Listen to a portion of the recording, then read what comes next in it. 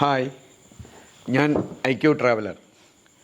ഇന്ന് ഞാൻ ഇവിടെ ഇരിക്കുന്നത് ഞാൻ ഇപ്പോൾ ചെയ്തുകൊണ്ടിരിക്കുന്ന ഉസ്ബെക്കിസ്ഥാൻ എന്ന രാജ്യത്തിലെ യാത്രയുടെ കുറച്ച് വിവരണങ്ങൾ നിങ്ങൾക്ക് തുടർന്നോ നിങ്ങൾക്ക് ആർക്കെങ്കിലും യാത്ര ചെയ്യാൻ വേണ്ടിയിട്ട് ഉള്ള ഡീറ്റെയിലുകൾ വിശദമായിട്ട് അതിൻ്റെ പ്രത്യേകതകൾ പറയാനാണ്.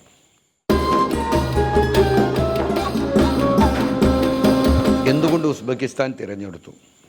ഉസ്ബെക്കിസ്ഥാൻ എന്ന് പറഞ്ഞാൽ നമ്മുടെ ഇന്ത്യയായിട്ട് ഒരുപാട് ബന്ധങ്ങളുള്ള ഒരു രാജ്യമാണ്.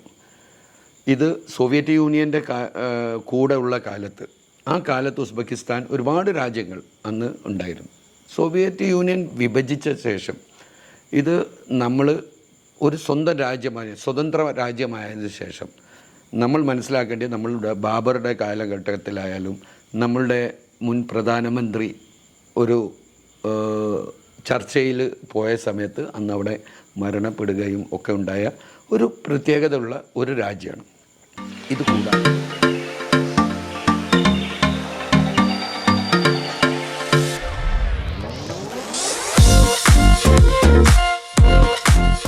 ഇതുകൂടാതെ മുഗൾ രാജാക്കന്മാരുടെയും നമ്മൾ ഇന്ന് ഏറ്റവും കൂടുതൽ ഇഷ്ടപ്പെടുന്ന ട്രഡീഷണലായിട്ടുള്ള ഒരുപാട് ഒരുപാട് കൾച്ചറായാലും ഒരുപാട് ഫുഡിൻ്റെ കാര്യങ്ങളായാലും ഒരുപാട് കൺസ്ട്രക്ഷൻസ് ആയാലും എല്ലാത്തിലും ഒരു പ്രത്യേകതയുള്ള വർഷങ്ങളുടെ പാരമ്പര്യമായിട്ടുള്ള പ്രത്യേകതയുള്ള ഒരു രാജ്യത്താണ്. അപ്പം ഞാൻ ഉസ്ബെക്കിസ്ഥാൻ തിരഞ്ഞെടുക്കാനുണ്ടായ ഒരു കാരണം കൂടി, ഇപ്പോൾ ഉസ്ബെക്കിസ്ഥാൻ നമുക്കൊക്കെ ഓപ്പൺ ആക്കിയിട്ടുണ്ട്. അവിടെ ടൂറിസം പ്രൊമോഷൻ തുടങ്ങിയിട്ട് ഇത്രയും വർഷങ്ങൾ അവർ സോവിയറ്റ് യൂണിയനിൽ നിന്ന് വിട്ട് സ്വന്തം രാജ്യം ആയെങ്കിൽ പോലും അവർ ഇതുവരെ അതിനെ ഓപ്പൺ ആക്കില്ലായിരുന്നു. വളരെ ബുദ്ധിമുട്ടായിരുന്നു അവിടെ നമുക്ക് യാത്ര ചെയ്യാൻ ഒരു ടൂറിസ്റ്റിന്. ഇപ്പം നമുക്ക് എന്തുണ്ടായി, നമുക്ക് അവിടെ ഈ വിസ എല്ലാവരും അവിടെ ഓപ്പൺ ആക്കിയിട്ടുണ്ട്. അതുകൊണ്ട് തന്നെ പ്രത്യേകിച്ച് ഇന്ത്യക്കാർക്ക് അപ്പം നമ്മൾ അവിടേക്ക് പോയാൽ നമുക്ക് കിട്ടുന്ന അവിടുത്തെ ഫെസിലിറ്റി എന്താണ്, അവിടുത്തെ സിറ്റുവേഷൻ എന്താണ്, അവിടെ എന്തൊക്കെ നമുക്ക് കാണാനുണ്ട്, എന്തൊക്കെ പ്രത്യേകതകളുണ്ട്, നമ്മൾ അതറിയാനാണ് ഞാൻ യാത്ര ചെയ്തത്. അപ്പോൾ എൻ്റെ യാത്ര തുടങ്ങാനും അപ്പോൾ ഞാൻ ഇവിടെ നിന്ന് അതിനെ പറ്റിയിട്ട് പഠിച്ച് നോക്കുമ്പം അത് ബോംബെയിൽ നിന്നും ഡൽഹിയിൽ നിന്നുമാണ് ഫ്ലൈറ്റ് ഇപ്പം ഡയറക്റ്റ് ആയിട്ടുള്ളൂ. ഫ്ലൈറ്റ് ചെക്ക് ചെയ്യുന്നത് ഞാൻ എങ്ങനെയാണെന്ന് പറഞ്ഞിട്ടുണ്ടെങ്കിൽ സ്കൈ സ്കാനർ എന്ന് പറഞ്ഞ ഇതുപോലത്തെ ഒരു ആപ്പ് ഉണ്ടാവും. ഈ ആപ്പിൽ നിങ്ങൾ ഡൗൺലോഡ് ചെയ്ത് അതിൽ നിങ്ങൾ സെർച്ച് ചെയ്ത് കഴിഞ്ഞാൽ ഏത് സമയത്താണ് അടുത്ത മാസങ്ങളിലോ തൊട്ടടുത്ത ദിവസങ്ങളിലോ നിങ്ങൾക്ക് ബെസ്റ്റ് പ്രൈസ് ഉണ്ടാവുക, ഓരോ രാജ്യത്തും ഏത് രാജ്യത്തേക്ക് നിങ്ങൾ യാത്ര ചെയ്യുമ്പോൾ ബെസ്റ്റ് പ്രൈസ് ബെസ്റ്റ് സർവീസ് ഏതാണ് ഡയറക്റ്റ് ഉണ്ടാവുക എന്നുള്ളത് അതിൽ കാണിക്കും. അപ്പം നമ്മൾ നേരെ സ്കൈ സ്കാനറിൽ സെലക്ട് ചെയ്ത് എനി ടൈം നമ്മൾ സെലക്ട് ചെയ്യുന്നു.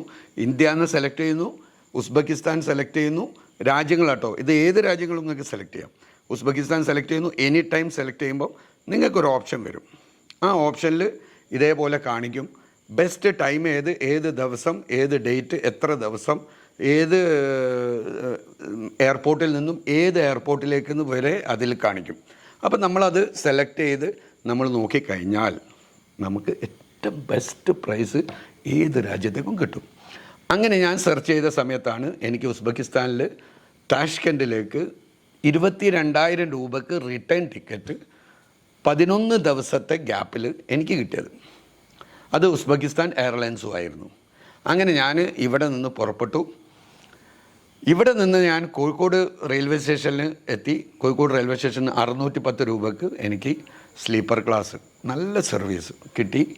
നമ്മൾ നേരെ കൊങ്കൺ ട്രെയിനിൽ നമ്മൾ നേരെ ബോംബെയിലെത്തി.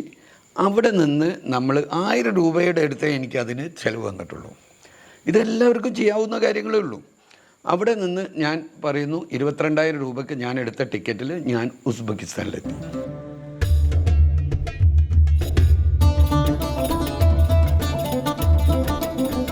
ഇനി ഉസ്ബെക്കിസ്ഥാൻ്റെ പ്രത്യേകത എന്താണെന്ന് പറഞ്ഞിട്ടുണ്ടെങ്കിൽ 145 146 രൂപയുടെ ചെറിയ ഫ്ലക്സേഷൻ നമുക്ക് വരും. ഇത്രയും നമ്മളെ ഇന്ത്യൻ രൂപയായിട്ടുള്ള വിനിമയമായിട്ടോ ഞാൻ പറഞ്ഞത്, അത്രയും വ്യത്യാസങ്ങളുള്ള ഒരു രാജ്യമാണ് ഇപ്പോഴത്തെ കണ്ടീഷനിലത്. എന്നാൽ നമ്മൾ ഇത്രയും വ്യത്യാസങ്ങൾ തോന്നുമ്പോൾ നമുക്ക് തോന്നും ഈ രാജ്യം ഇത്ര പാവപ്പെട്ട രാജ്യമാണോ അല്ലെങ്കിൽ ഇത്ര ഇതാണോ. ഒരിക്കലുമല്ല. നമ്മൾ അവിടെ എത്തി എയർപോർട്ടിൽ ഇറങ്ങി നമ്മൾ പോയി നോക്കുമ്പം അവിടുത്തെ ഫെസിലിറ്റി കണ്ടിട്ടുണ്ടെങ്കിൽ നമ്മൾ ഞെട്ടിപ്പോവും.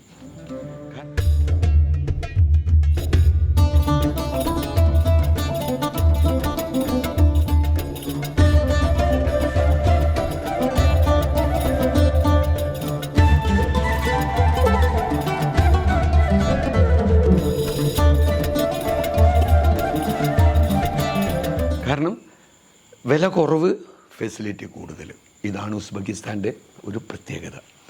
അപ്പം നമ്മൾ ഹോട്ടൽ എടുക്കുകയാണെങ്കിൽ 1000 രൂപ 1500 രൂപയുടെ ഉള്ളിൽ നല്ല ലക്ഷറി ഹോട്ടൽസ് കിട്ടുക.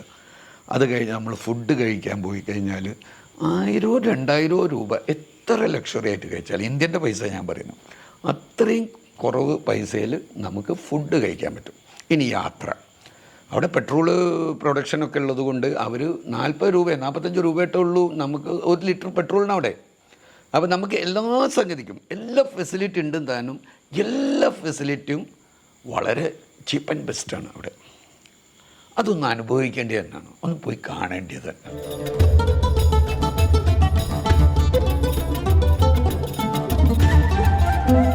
നമ്മളവിടെ എന്താ പറയുക, എക്സ്പ്രസ് ഹൈവേ ഉണ്ട്, ടോളില്ല, മെട്രോ ഉണ്ട്, ചെറിയ പൈസ.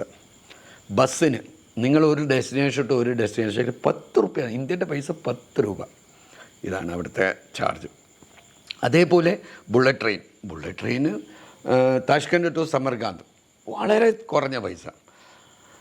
എന്തിനു പറയുന്നു, നമ്മൾ എന്ത് സംഗതികൾ ഹോട്ടലായാലും എന്ത് ചെയ്യുന്നുണ്ടെങ്കിലും, എന്തിനും നിങ്ങൾ ഡ്രസ്സ് പർച്ചേസ് ചെയ്യുമ്പോൾ വളരെ കുറവാണ്.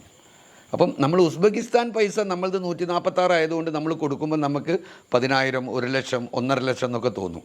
ബട്ട് നമ്മൾ കാൽക്കുലേറ്റ് ചെയ്ത് കഴിഞ്ഞാൽ നമുക്ക് വളരെ കുറവായിട്ടേ വരുള്ളൂ.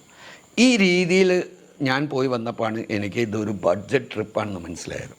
ഇതുകൊണ്ട് തന്നെയാണ് ഞാൻ ഈ ഒരു വീഡിയോയിൽ നിങ്ങൾക്ക് വന്നിട്ട് ഇൻട്രൊഡ്യൂസ് ചെയ്യുന്നത്. എൻ്റെ അനുഭവവും ഈ ഒരു സംഗതിയും നിങ്ങളെ അറിയിക്കാൻ എന്ന് പറയാൻ കാരണം, നിങ്ങൾ ഓരോരുത്തരും സെലക്ട് ചെയ്യേണ്ട ഒരു ഡെസ്റ്റിനേഷൻ തന്നെയാണ് ഉസ്ബെക്കിസ്ഥാൻ.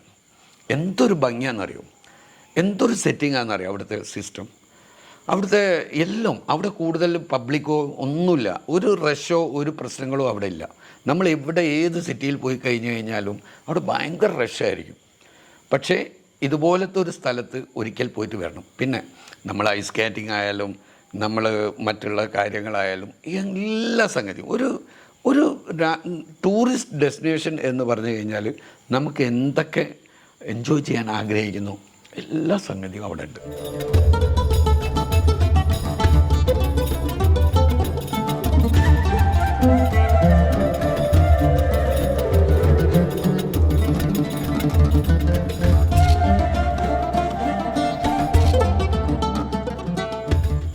അപ്പം എനിക്ക് പറയാനുള്ളത്, ഞാൻ 22,000 രൂപ 1000 രൂപ നമ്മളിത് കഴിഞ്ഞു. ഞാൻ ഉസ്ബെക്കിസ്ഥാനിലെത്തി. ഒരു ദിവസം താമസിക്കാൻ ഞാൻ 600 രൂപ ടു 1000 രൂപ എനിക്ക് വന്നത് താമസത്തിന്. പിന്നെ 2 ദിവസം എൻ്റെ ഫ്രണ്ടിൻ്റെ അടുത്ത് താമസിച്ചു. അങ്ങനെ ഞാൻ തിരിച്ചു വന്നിട്ട് എന്നെ എല്ലാ രീതിയിലും എല്ലാ യാത്രകളും നടത്തി ഞാൻ തിരിച്ച് ഇവിടെ എത്തി നോക്കുമ്പം എനിക്ക് മൊത്തത്തിൽ ചിലവായത്, തിരിച്ച് ഇതേപോലെ ഞാൻ ബോംബെ എയർപോർട്ടിൽ വന്നു. പനവേലിലേക്ക് ഞാൻ മുമ്പത്തെ വീഡിയോയിൽ പറഞ്ഞിട്ടുണ്ടാവും, 6 രൂപ. ഇതൊരു വലിയൊരു സംഗതിയാണ്. ബോംബെയിലെ ബസ്സിന്, എയർപോർട്ടിലേക്കുള്ള ബസ്സിന് വെറും 6 രൂപ ഉള്ളൂ. തിരിച്ച് നിങ്ങൾ മറ്റൊരു റെയിൽവേ സ്റ്റേഷനിലേക്ക് എത്തണമെങ്കിൽ നിങ്ങൾക്ക് വെറും 6 രൂപ ഉള്ളൂ. അത്ര നല്ല സർവീസ്. അത് കഴിഞ്ഞ് നമ്മൾ അവിടെ നിന്ന് പനവേലിലേക്ക് എത്താൻ 15 രൂപ 20 രൂപ, ഇതാണ് ഇപ്പോഴും സർവീസ്. നമ്മൾ കേരളത്തിലെ പോലെ അല്ല ബോംബെയിൽ പബ്ലിക് സർവീസ് എന്ന് പറഞ്ഞാൽ ഭയങ്കര സർവീസ് തന്നെയാണ്, കൂടുതൽ ചീപ്പുമാണ് നമ്മളെ ബോംബെയിൽ. അങ്ങനെ നമ്മൾ തിരിച്ച് പനവേലിൽ വന്നു. പനവേലിൽ നിന്ന് നമുക്ക് 720 രൂപയായിട്ടാണ് എനിക്ക് വന്നത്. ഇത് നിങ്ങൾ AC എടുക്കുകയാണെങ്കിൽ നിങ്ങൾക്ക് വരാൻ പോകുന്നത് 2000 സംതിങ് രൂപ. അതായത് നമുക്ക് 1300 1400 രൂപയെ കൂടും. ഓക്കെ, അങ്ങനെ തിരിച്ച് ഞാൻ കോഴിക്കോട് റെയിൽവേ സ്റ്റേഷനിൽ വന്ന് നമ്മളെ നാട്ടിൽ തിരിച്ചു വരുമ്പം എനിക്ക് വന്ന നെറ്റ് എമൗണ്ട് എത്രയെന്നറിയോ, 33,800 രൂപ. ഞാൻ ഇനി വരുന്ന എപ്പിസോഡുകളിൽ നിങ്ങൾക്ക് നോക്കിയാൽ മനസ്സിലാവും ഞാൻ എവിടെയൊക്കെ പോയി എന്തൊക്കെ ചെയ്തു എന്ന്. ഇതെല്ലാം കൂട്ടിയിട്ടാണ് ഞാൻ പറയുന്നത് കേട്ടോ. ഈ എമൗണ്ടുകളെല്ലാം കൂട്ടിയിട്ടാണ് ഞാൻ നിങ്ങളോട് പറയുന്നത്. 33,800 രൂപ ഉസ്ബെക്കിസ്ഥാനിൽ പോയിട്ട് എല്ലാ സംഗതികളും ചെയ്ത് തിരിച്ച് നാട്ടിൽ കോഴിക്കോട് തിരിച്ച് വീട്ടിലെത്തിയ സമയത്തുള്ള എമൗണ്ടിൻ്റെ കഥയാണ് ഞാൻ നിങ്ങളോട് പറയുന്നത്. അപ്പം നമ്മൾ മനസ്സിലാക്കേണ്ടത് എന്താണെന്നുണ്ടെങ്കിൽ, നമ്മളൊരു യാത്ര ചെയ്യാൻ വിചാരിച്ചു കഴിഞ്ഞാൽ ആ യാത്രയ്ക്ക് നമ്മുടെ എന്താ പറയുക, നമ്മുടെ മൈൻഡും നമ്മുടെ ഡെഡിക്കേഷനുമാണ് ആ യാത്രൻ്റെ പ്രധാനം. അടുത്തൊരു കാര്യം, നമ്മൾ നമ്മളിപ്പോൾ ഈ വിസ വന്നു, ഇങ്ങനെ ടിക്കറ്റ് ഇങ്ങനെ സ്കൈ സ്കാനറിൽ കിട്ടാനുണ്ട് എന്നൊക്കെ ഞാൻ നിങ്ങളോട് പറഞ്ഞു തരുന്നത് ഞാൻ സെർച്ച് ചെയ്ത് കണ്ടുപിടിച്ച, എന്നോട് ആരും പറഞ്ഞൊന്നുമല്ല. അപ്പം നിങ്ങൾക്കും ഇതിൽ കൂടുതൽ കാര്യങ്ങൾ ഇനിയും എനിക്കിത്രേ മനസ്സിലാക്കാൻ പറ്റിയിട്ടുള്ളൂ. ഇനി നിങ്ങൾ പോകുമ്പം നിങ്ങൾക്ക് ഇതിൽ കൂടുതൽ ചീപ്പ് ആൻഡ് ബെസ്റ്റായിട്ട് ഫെസിലിറ്റി നിങ്ങൾക്ക് ഉപയോഗിക്കാൻ പറ്റും. ഇതാണ് യാത്രേൻ്റെ പ്രത്യേകതകൾ. അപ്പം നിങ്ങൾ ഓരോരുത്തരും ഉസ്ബെക്കിസ്ഥാൻ യാത്ര ചെയ്യണം, മറ്റ് രാജ്യങ്ങളൊക്കെ യാത്ര ചെയ്യണം. ഇവിടെ ഞാൻ നിങ്ങളോട് ഒരു പ്രത്യേകമായിട്ട് പറയാൻ കാരണം, നമുക്ക് ചരിത്രപരമായിട്ട് ഒരുപാട് കാര്യങ്ങളുണ്ട്. നമ്മുടെ ഒരു പ്രധാനമന്ത്രി മരിച്ചത് അവിടെ നിന്നാണ്. അവിടെ എന്തൊക്കെയാണ് അവർ അതിനുള്ള റെസ്പെക്റ്റ് ഇന്നും നിലനിർത്തുന്നത്, അതേപോലെ അവർക്ക് ഇന്ത്യക്കാരോട് എത്ര സ്നേഹമുണ്ട്, ഇതൊക്കെ നമ്മളറിയണം. വേണ്ടേ? നമ്മളറിയണം. മറ്റുള്ള രാജ്യങ്ങൾ, നമ്മളെ ന്യൂസ് ചാനൽസൊക്കെ പറയുന്ന പോലെ ആ രാജ്യം അങ്ങനെയാണ്, ആ രാജ്യം ഇങ്ങനെയാണെന്നൊന്നുമല്ല. നമുക്ക് നേരിട്ട് പോയിട്ട് മനസ്സിലാക്കാൻ. ഇന്ന് കേരളത്തിൽ ഒരു സാധാരണ ഒരു തൊഴിലാളിക്ക് ഒരു കൊല്ലത്തിലോ 2 കൊല്ലത്തിൻ്റെ ഉള്ളിലോ പ്ലാൻ ചെയ്ത് കഴിഞ്ഞാൽ മാറ്റിവെച്ച് ദിവസം 50 രൂപ 20 രൂപ മാറ്റി വെച്ചിട്ട് പോയി വരാൻ പറ്റുന്ന കണക്കാണ് ഞാൻ നിങ്ങൾക്ക് പറഞ്ഞു തരുന്നത്. അപ്പം നിങ്ങൾ തീർച്ചയായിട്ടും എല്ലാവരും യാത്ര ചെയ്യുക, ഇത് മനസ്സിലാക്കുക. ഇത് തുടർന്ന് എൻ്റെ യാത്രകളിൽ ഞാൻ പരിശ്രമിക്കുന്നത് മൊത്തം എന്താണെന്നറിയോ, നമ്മുടെ സാധാരണക്കാർക്ക് എങ്ങനെ നമ്മളെ രാജ്യത്തു നിന്ന് മറ്റൊരു രാജ്യത്ത് പോയിട്ട് വരാൻ പറ്റും. അതിൽ എൻ്റെ എക്സ്പീരിയൻസിൽ, എൻ്റെ അറിവിൽ ഏറ്റവും ബെസ്റ്റ് സ്ഥലം നിങ്ങൾക്ക് അറിയിക്കുക എന്നുള്ളതാണ് IQ ട്രാവലർ ചിന്തിക്കുന്നത്. അപ്പോൾ എല്ലാവരും സപ്പോർട്ട് ചെയ്യുക, കൂടെ ഉണ്ടാവുക. കൂടെ നമ്മൾ പുതിയ കാര്യങ്ങൾ കണ്ടുപിടിക്കുക, മനസ്സിലാക്കുക. ഏറ്റവും ബെസ്റ്റായിട്ട്, വേസ്റ്റായിട്ട് ഒരു പൈസയോ സമയമോ ചിലവഴിക്കാതെ നല്ല രീതിയിൽ ഇന്നത്തെ കാലഘട്ടത്തിനനുസരിച്ച് നമ്മളെങ്ങനെ യാത്ര ചെയ്യും. ഇതാണ് IQ ട്രാവലർ.